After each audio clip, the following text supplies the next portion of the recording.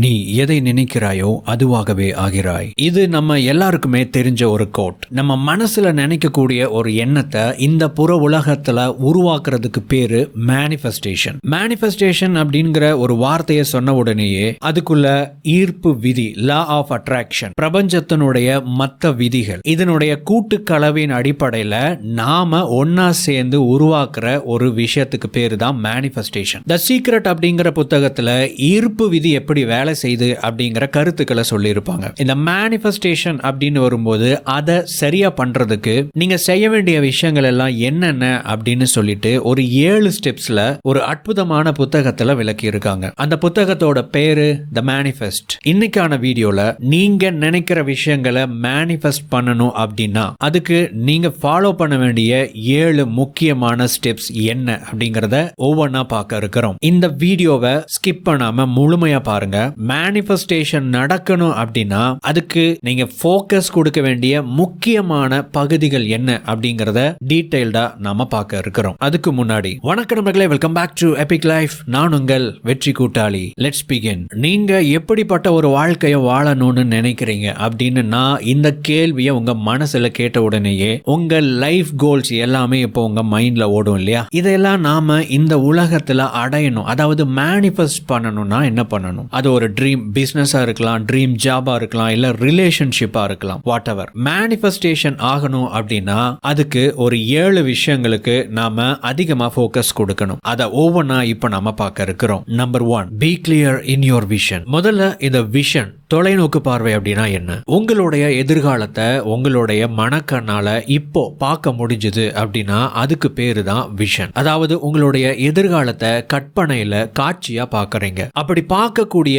அந்த கற்பனை காட்சிக்கு 2 முக்கியமான விஷயங்கள் இருக்கிறது அவசியம். முதலாவது விருப்பம், 2வது நம்பிக்கை. உங்களுடைய ஃபியூச்சர் செல்ஃப, அதாவது எதிர்காலத்துல நீங்க யாரா எப்படி இருக்கணும் அப்படின்னு நினைக்கிறீங்க பாத்தீங்களா, அந்த விஷயத்தை உங்களால அடைய முடியும் அப்படின்னு நம்பிக்கை வேணும். முதல்ல உங்க மேலேயே உங்களுக்கு நம்பிக்கை இருக்கணும். அடுத்தது நீங்க அதை அடையணும் அப்படின்னு ஒரு ஆழமான விருப்பம் இருக்கணும். இந்த 2 விஷயம் இருந்துச்சு அப்படின்னா மட்டும்தான் அது சரியான விஷனா இருக்க முடியும். சீக்ரெட்ல உங்களுக்கு என்ன வேணுமோ அதை அடைஞ்சிட்ட மாதிரி காட்சிப்படுத்துங்க அப்படின்னு சொல்லியிருப்பாங்க. இந்த விஷன் அப்படிங்கிற சப்ஜெக்டுக்குள்ள இதையும் உள்ள கொண்டு வரலாம். பட் அதோட சேர்த்து இதை விட முக்கியமான ஒரு பகுதி இருக்கு. உங்களுக்கு என்ன வேணும் அப்படிங்கறத தாண்டி நீங்க எதை அடையணும்னு நினைக்கிறீங்களோ அந்த ப்ராசஸ்ல நீங்க யாரா மாற போறீங்க அப்படிங்கிற அந்த ஒரு விஷயத்துல தெளிவா இருக்கணும். இந்த விஷன் எந்த அளவுக்கு உங்க வாழ்க்கையில ஒரு தாக்கத்தை ஏற்படுத்தும் அப்படின்னு கேட்டீங்கன்னா, ஒரு ஆண்டர்பிரனரை உதாரணமா எடுத்துக்கலாம். அவருக்கு ஒரு விஷன் இருக்கு. அவர் இருக்கக்கூடிய சிட்டில மல்டிபிள் ஸ்டோர்ஸை அவர் உருவாக்கணும் அப்படிங்கிறது தான் அவருடைய விஷன். பட் அவர் ஆரம்பிக்கிறது என்னவோ சாதாரண ஒரு நிலையில இருந்து தான் ஆரம்பிக்கிறாருன்னு வச்சுக்கோங்க. இந்த விஷனை மைண்ட்ல வச்சுட்டு அவர் அவருடைய முதல் கடையை ஓபன் பண்ணும்போது அந்த முதல் கடையில அவர் வேலை செய்யும் போது அவர் செய்யக்கூடிய நிறைய ப்ராசஸ்ல வேகம் இருக்கும். 2வது, அவர் எடுக்கக்கூடிய ஒவ்வொரு முடிவுகளும் எதை சார்ந்து இருக்கும் அப்படின்னு கேட்டீங்கன்னா, இன்னொரு கடையை ஓபன் பண்ணணும், அதுதான் நம்முடைய அடுத்த இலக்கு அப்படிங்கறத மைண்ட்ல வச்சுட்டு இவர் செயல்படுவாரு. இதுக்கெல்லாம் காரணம் என்ன அப்படின்னா அவருடைய மைண்ட்ல இருந்த அந்த விஷன் தான். ஒரு விஷன் எப்படிப்பட்டதாக இருக்கோ அதுக்கு தகுந்த மாதிரி நீங்க தயாராவீங்க. அந்த விஷன் எப்படிப்பட்டதாக இருக்கோ அதுக்கு தகுந்த மாதிரியான முடிவுகளை எடுப்பீங்க. உங்களுடைய விஷன் எப்படிப்பட்டதாக இருக்கோ அதுக்கு தகுந்த மாதிரி உங்களுடைய எண்ண ஓட்டங்கள் இருக்கும். சோ நீங்க யாரா மாற போறீங்க அப்படிங்கிற அந்த ப்ராசஸ், அந்த ஒரு கேரக்டர்ல உங்களுடைய ஃபுல் ஃபோக்கஸை கொடுங்க. உங்களுடைய விஷன்ல இந்த ஒரு விஷயம் இருக்கிறது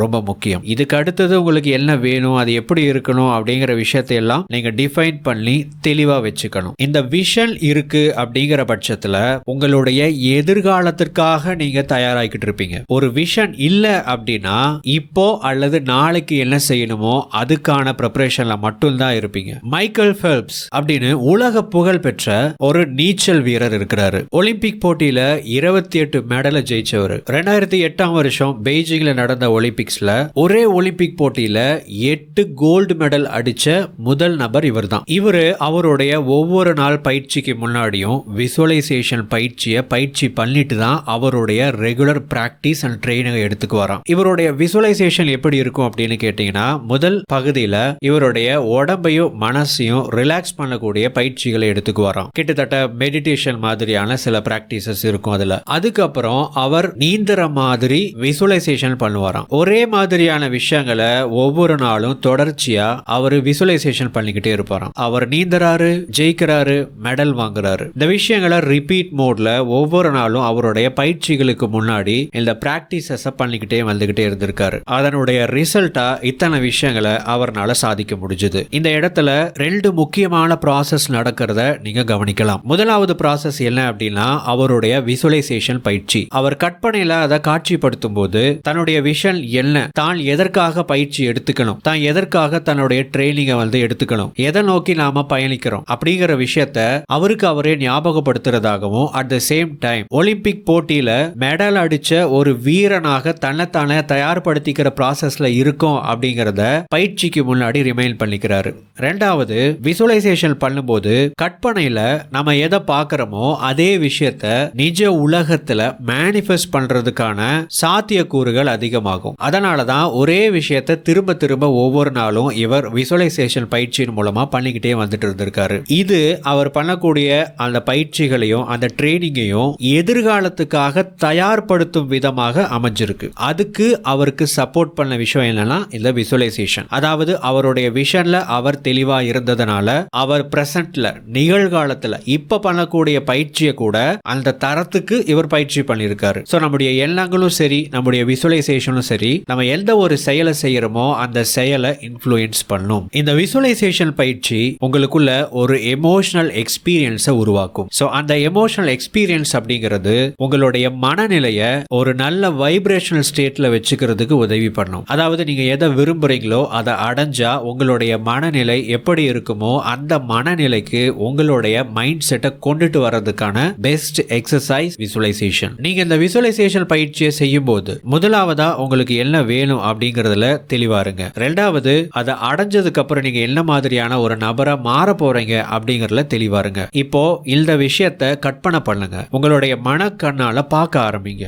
இதே விஷயத்தை தொடர்ச்சியா பண்ணிக்கிட்டே இருங்க. உங்களுடைய எமோஷனல் எக்ஸ்பீரியன்ஸை நீங்க ஒவ்வொரு நாளும் எக்ஸ்பீரியன்ஸ் பண்ண லா ஆஃப் அட்ராக்ஷன் ஆட்டோமேட்டிக்கா வேலை செய்யும். Number 2, remove doubt and fear. உங்க மனசுல இருக்கிற பயத்தையும் சந்தேகத்தையும் கம்ப்ளீட்டா ரிமூவ் பண்ணிடணும். நம்மளுடைய ஃபியூச்சர் கோல்ஸை நாம திங்க் பண்ணும்போது, ஐயோ நம்ம இது எப்படி பண்ண போறோம், இது நம்மளால பண்ண முடியுமா முடியாதா, ஒருவேளை இப்படி பண்ணுனா இப்படி பண்றதுக்கு கஷ்டமா இருக்குமே அப்படிங்கிற மாதிரியான விஷயங்கள் நமக்குள்ள எண்ணங்கள் எல்லாம் ஓட ஆரம்பிச்சிடும். ஸோ இது ஒரு பயத்தையும் ஒரு குழப்பத்தையும் ஒரு சந்தேகத்தையும் நமக்குள்ள ஏற்படுத்தும். நான் முன்னாடி பாயிண்ட்ல ஒரு விஷயம் சொன்னேன், நீங்க யாராக மாற போறீங்க அப்படிங்கிற அந்த ப்ராசஸ்ல நீங்க உங்களுடைய விஷன், உங்களுடைய ஃபோக்கஸ் கரெக்டா இருந்துச்சு அப்படின்னா நீங்க அந்த ஒரு பர்டிகுலர் பர்சனா மாறும்போது நீங்க எதையெல்லாம் நினைச்சு பயப்படுறீங்களோ, எதையெல்லாம் உங்களால பண்ண முடியுமா அப்படின்னு நினைச்சு சந்தேகப்படுறீங்களோ அந்த விஷயத்தையெல்லாம் உங்களால ஈஸியா ஹேண்டில் பண்ண முடியும். பட் நமக்குள்ள சில லிமிட்டிங் பிலீஃப் இருக்கும். பொதுவா ஏற்படுற இந்த சந்தேகம்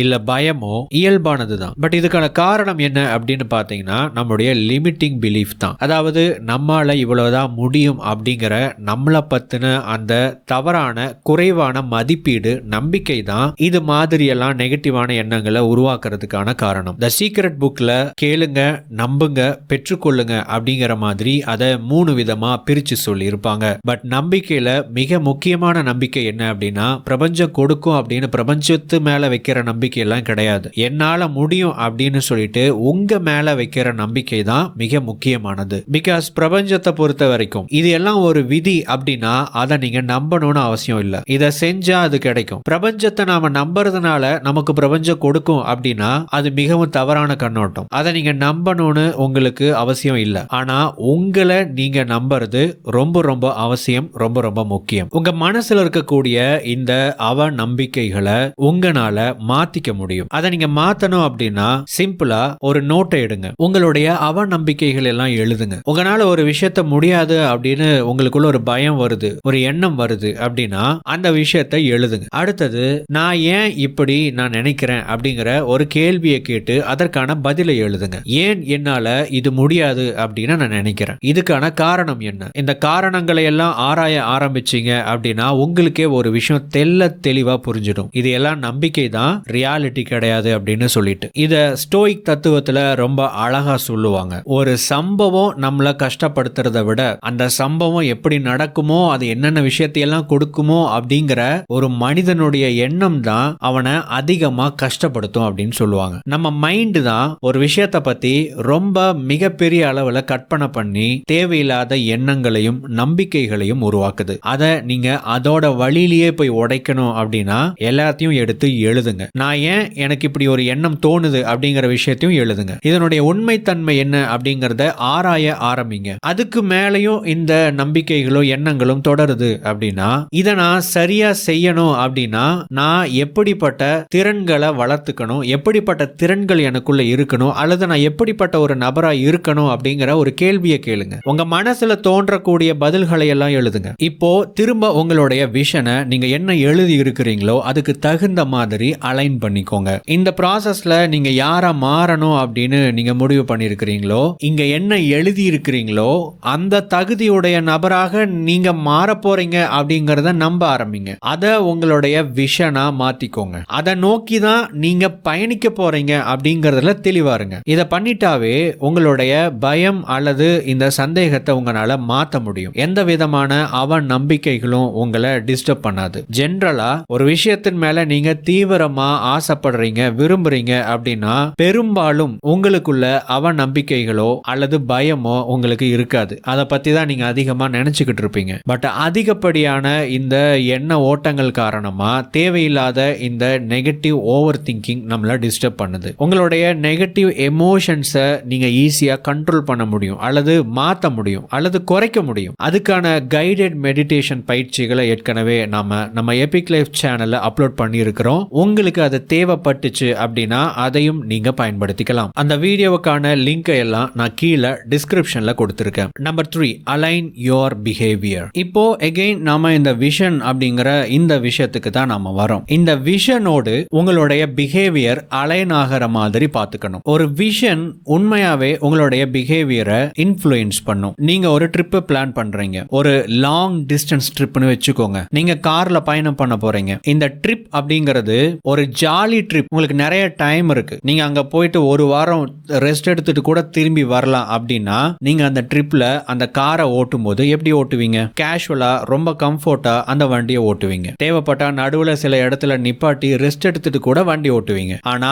அதே ட்ரிப்ல நீங்க போயிட்டு அன்னைக்கு நைட்டே நீங்க திரும்பி வந்துடணும் அப்படின்னு சொல்லிட்டு ஒரு கட்டாயம் இருக்கு. உங்களுக்கு ஒரு முக்கியமான வேலை இருக்குன்னு வச்சுக்கோங்க. இப்போ நீங்க அந்த வண்டி எப்படி ஓட்டுவீங்க? அந்த டிராவலுக்கு நீங்க தயாராவீங்க, வண்டியை வேகமா ஓட்டுவீங்க இல்லையா? சோ அந்த கோல் தான் இந்த வண்டியை எப்படி ஓட்டணும் அப்படிங்கறதையே டிசைட் பண்ணுது. அதே மாதிரி உங்களுடைய விஷன் தான் நீங்க எப்படி நடந்துக்கணும் அப்படிங்கறத டிசைன் பண்ணும். பட் இந்த இடத்துல உங்களுடைய பிஹேவியர் உங்களுடைய விஷனுக்கு தகுந்த மாதிரி அலைன் ஆகணும். அப்படின்னா என்ன அர்த்தம்? பிஹேவியர் அப்படின்னா நடத்தை, அல்லது நீங்க எப்படி நடந்துக்கிறீங்க, உங்க ஆட்டிடியூட் எப்படி இருக்கு, உங்களுடைய ஆக்டிவிட்டிஸ், உங்களுடைய செயல்பாடுகள் எப்படி இருக்கு, இதெல்லாம் உங்களுடைய விஷனோடு அலைன் ஆகுதா? நீங்க எதை நோக்கி போறீங்க, உங்களுடைய எதிர்காலத்தில் நீங்க என்னவா ஆக போறீங்க அப்படிங்கறது நீங்க தெளிவாயிட்டீங்க. ஓகே, பட் இப்போ நீங்க நடந்துக்கிற, இப்போ நீங்க செய்யக்கூடிய செயல்கள் எல்லாமே உங்களுடைய ஃபியூச்சர் செல்ஃப் அப்படிங்கிற அந்த ஒரு பொசிஷனை அடையிறதுக்கான செயல்பாடுகளா இருக்கா? எகைன் நாம முன்னாடி பார்த்த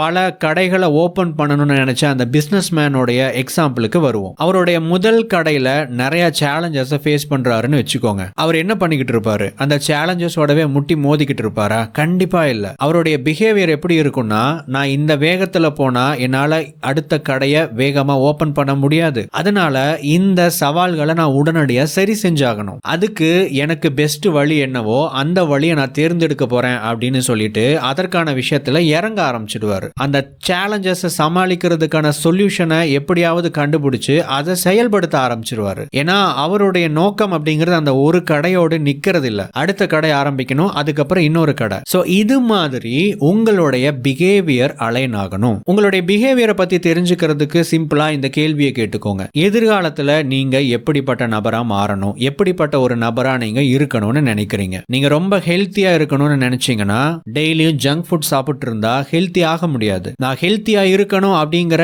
எண்ணம் மட்டுமே உங்களை ஹெல்த்தி ஆக்காது. அது நீங்க ஹெல்த்தியா இருக்கிறதுக்கு உங்களை இன்ஃப்ளூயன்ஸ் பண்ணும். நீங்க ஹெல்த்தி ஆகிறதுக்கான வாய்ப்புகளை தேட வைக்கும். தேட வேண்டியது யாருடைய பொறுப்பு?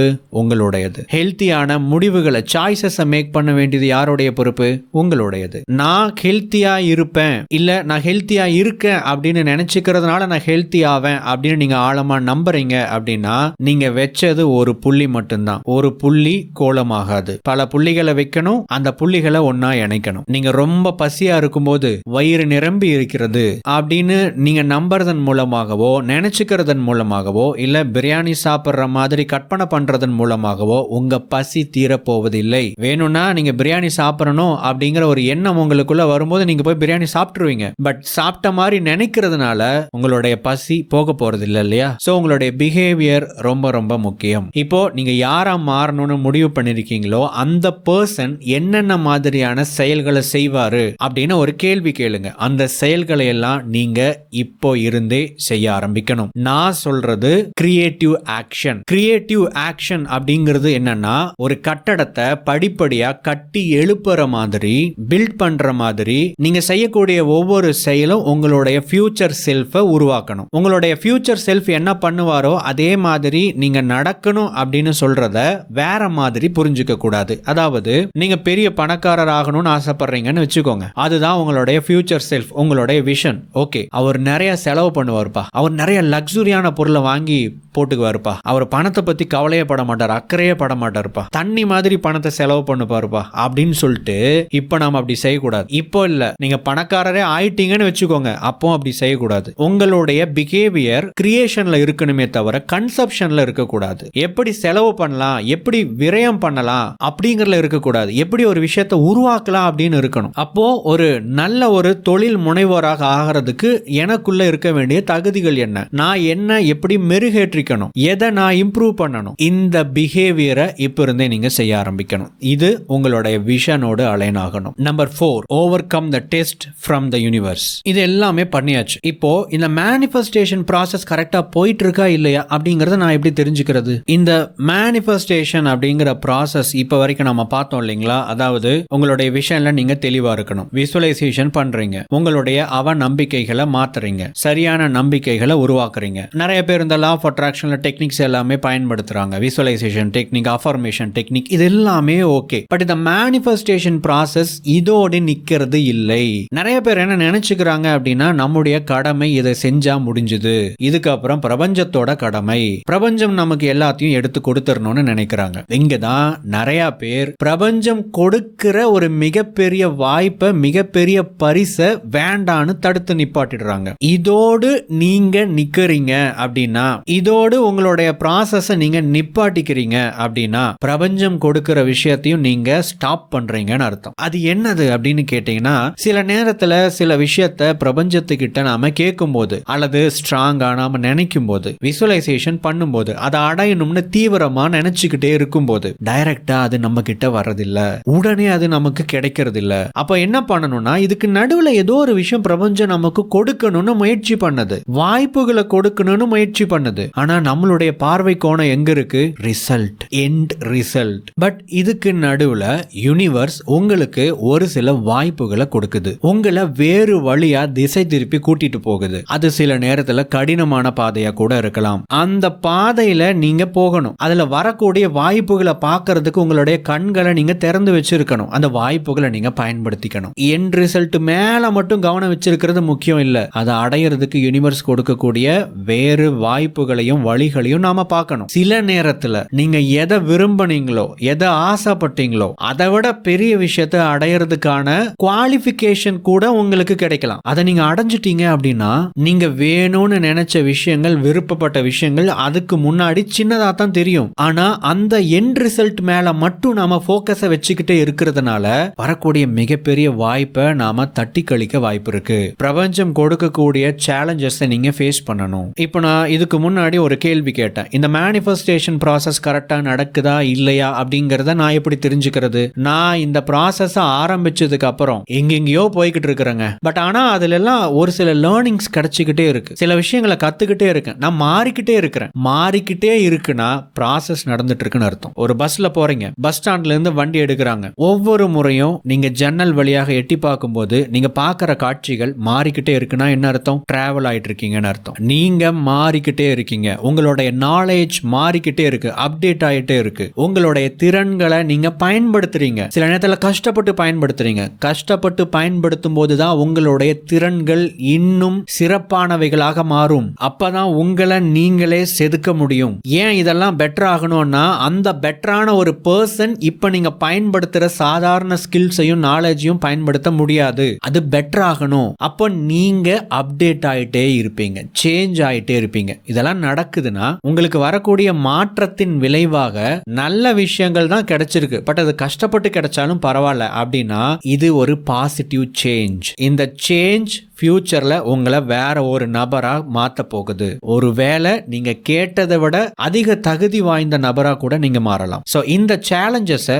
நீங்க ஃபேஸ் பண்ணணும். Number 5, express gratitude. நாம இந்த மேனிஃபெஸ்டேஷன் ப்ராசஸ்ல போகும்போது சில கடினமான சேலஞ்சஸை ஃபேஸ் பண்ணலாம் அப்படின்னு நான் முன்னாடி சொன்னேன். இதனால என்ன ஆகும் அப்படின்னா, ஆட்டோமேட்டிக்கா நம்முடைய மோட்டிவேஷன் குறையலாம், நம்முடைய வைப்ரேஷன் லோவா போறதுக்கு வாய்ப்புகள் இருக்கு. அதாவது நமக்கு சில சங்கடங்கள், சில கோபங்கள் அல்லது இந்த நெகட்டிவ் எமோஷன்ஸ் எல்லாம் நம்மளை டிஸ்டர்ப் பண்ணும். இதையெல்லாம் கடந்து நான் தொடர்ச்சியா எந்த பயணத்துல இருந்தனோ அந்த பயணத்தை நான் தொடர்ச்சியா பயணிக்க போறேன் அப்படின்னு நம்ம கண்டினியூ பண்ணணும் இல்லையா? அதுக்கு உங்களுக்கு சப்போர்ட் பண்றது தான் இந்த கிராட்டிடியூட், நன்றி உணர்வு. இந்த நன்றி உணர்வை நீங்க ஒவ்வொரு நாளும் பயிற்சி பண்றதன் மூலமாக நாம நன்றாகத்தான் இருக்கோம், நமக்கு நன்மையானவைகள் கிடைத்து கொண்டுதான் இருக்கு அப்படிங்கிற நம்பிக்கை மேலும் மேலும் உங்களுக்கு அதிகமாயிட்டே போகும். இந்த கிராட்டிடியூட எப்படி சொல்லணும், எப்படி செய்யணும் அப்படின்னு கேட்டீங்கன்னா, ஒரு தனியா ஒரு நோட்டை போட்டுக்கோங்க அல்லது ஒரு டைரியை வாங்கிக்கோங்க. இது கிராட்டிடியூட் அப்படிங்கிற விஷயத்துக்காக மட்டும். அந்த டைரி அல்லது நோட்ல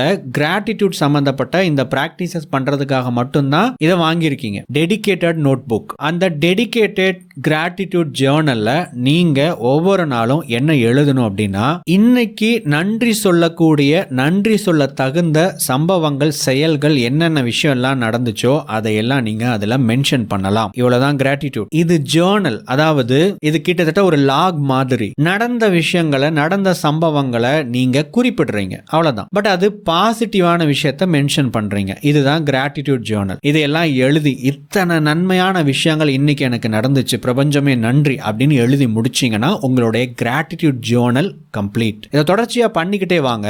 ஒரு பேஜ்ல, 4 பேஜ்ல, 10 பேஜ்ல எல்லாம் உங்களுக்கு எதுவும் பெருசா தெரியாது. ஆனா ஒரு 3 மாசம் 6 மாசம் பண்ணினதுக்கு அப்புறம் ஒரு நாள் உங்களுடைய மைண்ட் லோவா இருக்கும்போது அந்த டைரி எடுத்து திரும்ப படிச்சு பாருங்க. ஆட்டோமேட்டிக்கா உங்களுடைய மைண்ட்ல ஒரு நம்பிக்கை வரும், உங்களுடைய நெகட்டிவ் எமோஷன் மாறும், பயம், குழப்பம், சந்தேகம் இருந்த இடமெல்லாம் ஓடி போய் நம்பிக்கையால நிரம்பும். Number 6, turn your envy into inspiration. இது மாதிரி ஒரு சம்பவம் உங்களுக்கு நடந்திருக்கலாம், இனிமேலும் நடக்கிறதுக்கு வாய்ப்புகள் இருக்கு. உதாரணத்துக்கு சொல்றேன். ரொம்ப நாளைக்கு அப்புறம் உங்களுடைய பழைய ஒரு ஸ்கூல் ஃப்ரெண்டை மீட் பண்றீங்க. அந்த ஃப்ரெண்டை பார்க்கும்போது உங்களுக்கு பார்க்கறதுக்கு அடையாளமே தெரியாத அளவுக்கு ரொம்ப நல்லா இருக்காங்க. அவங்களுடைய ஸ்டோரியை பகிர்ந்துக்கிறாங்க. அவங்க எங்க காலேஜ் முடிச்சாங்க, முடிச்சதுக்கு அப்புறம் என்ன பண்ணாங்க, என்னென்ன விஷயங்களை பண்ணாங்க, நான் ஒரு பிசினஸ் பண்றேன், இன்னைக்கு நான் ரொம்ப நல்லா இருக்கேன், செல்வ செழிப்பா இருக்கேன் அப்படிங்கிற விஷயத்தையெல்லாம் சொல்றாங்கன்னு வச்சுக்கோங்க. அவங்க ரொம்ப நல்லா இருக்காங்க அப்படிங்கறத பார்த்த உடனேயே அவங்களோட நம்மள கம்பேர் பண்ணி, அடச்ச நமக்கு இந்த மாதிரி ஆயிருச்சு அப்படிங்கிற மாதிரி ஒரு வருத்தம் ஏற்படும். இல்ல நீங்க Facebookலயோ இன்ஸ்டாகிராம்லயோ பார்க்கும்போது உங்க கூட வேலை பார்த்தவங்க, உங்க கூட படிச்சவங்க, உங்களுக்கு ரொம்ப தெரிஞ்சவங்க, இவங்க எல்லாரும் ரொம்ப நல்லா இருக்கிற மாதிரி, சந்தோஷமா இருக்கிற மாதிரி, சக்சஸ்ஃபுல்லா இருக்கிற மாதிரி போஸ்ட போடும்போது இவங்க நல்லா இருக்காங்களே அப்படிங்கிற ஒரு குட்டியா பொறாமை மாதிரியான எண்ணமோ, இல்ல நான் நல்லா இல்ல அப்படிங்கிற ஒரு நெகட்டிவான எண்ணங்களோ நமக்குள்ள உருவாகிறது சகஜம்தான். ஆனா இத அப்படியே விட்டுட்டா அது நல்லதில்ல. இத நீங்க மாத்தணும். யாரையுமே அண்டர் எஸ்டிமேட் பண்ணாதீங்க.